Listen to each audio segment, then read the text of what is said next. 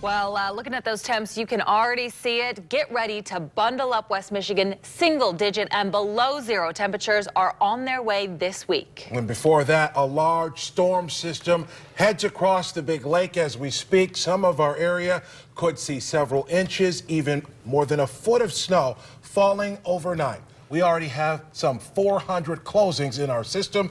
They are scrolling at the bottom of your screen right now. And we do have team weather coverage tracking all of this for you tonight. Meteorologist Ellen Baca is braving those frigid temps for us. Thank you, Ellen. And she's going to tell us what to expect this week. But first, let's get over to the chief who is tracking this storm. Bill?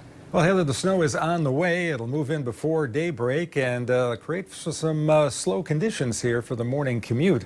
Let's take a look at the winter storm warning once again. From Holland to Lansing north is where we expect the heaviest snow to be, and that's because it'll be snowing more hours there. The winter weather advisory to the south of the line from Holland to Lansing also starts at 1 a.m. and lasts until 7 p.m. Berrien and Cass County, the winter storm warning for those two counties lasts until 7 a.m. Tuesday, and that includes the snow that will fall there Monday night from lake effect. Here's the snow. The initial part of this is aloft and not reaching the ground. As you can see, the main bulk of the darker blues there is still west of the Mississippi River, and that'll be over us by around the daybreak time period. As we head into the morning commute, it will be snowing. Visibilities will be lower. Look at the wind up at east at 15 to 20 miles an hour. So it's going to be a rather blustery and snowy commute for anybody that's out on the roads. Allow some extra time for that. We're looking for as much as 10 to 12 inches of snow in a few isolated spots up to the north of Kent County. Many of us will be seeing in that 6 to 10 inch total here. And then as you head south to Kalamazoo, readings maybe more like 4 to 6 inches. In fact, mainly only about 3 inches down toward the Indiana border. The snow is only one part of the story. The cold is the other part of the story, and Ellen has more on that. You know, right now, Bill, the temperature is cold, but our wind is basically shut down, so it doesn't feel too bad. It is chilly, though, from time to time, and it's going to get even colder. We have air that's coming straight out of the Arctic, and it's going to plunge down into West Michigan. We get this from time to time, but we don't usually get batches quite this cold. So if we look at your futurecast, you can see how that bullseye of white just rolls down into West Michigan. Timing for that is late Tuesday into Wednesday and Thursday. So that's quite an extensive time frame there. Through that span, we can see wind chills on our side of the lake from 25 below, 25 below to 35 below. It's very cold. So here's a look at that wind chill futurecast as we roll it through just Tuesday. Even though Wednesday is the coldest day, we'll start to see some of those wind chill values drop down into the 20s by Tuesday evening because of the wind and because of the cold starting to move in. And when we have temperatures this cold, here's some of the threats that come along with it.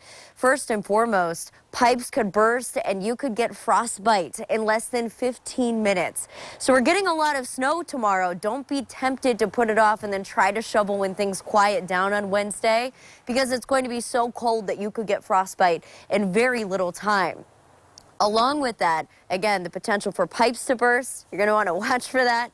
Make sure that you're running some streams of water. And for more tips to avoid some of those incidents, make sure to check out our website, woodtv.com.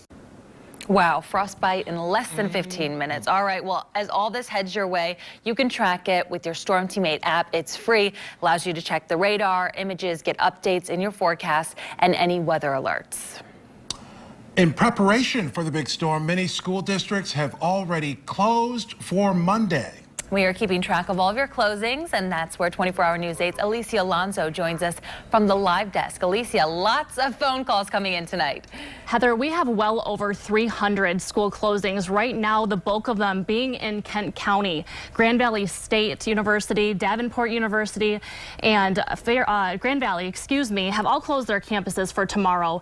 Bigger school districts like Grand Rapids Public Schools, Kentwood Public Schools, and Rockford have also closed for tomorrow. Now, while most of these are school closings, the weather is impacting daycare centers as well as doctors' offices. Right here on woodtv.com, under our business category, you can see that Spectrum Health and Helen DeVos Children's Hospitals have closed their offices for doctors' offices and rehab centers until noon. Spectrum and Helen DeVos Children's are asking all patients to call ahead or go to spectrumhealth.org. Another closing worth mentioning is in Ionia County, where all of the government offices will be closed as well.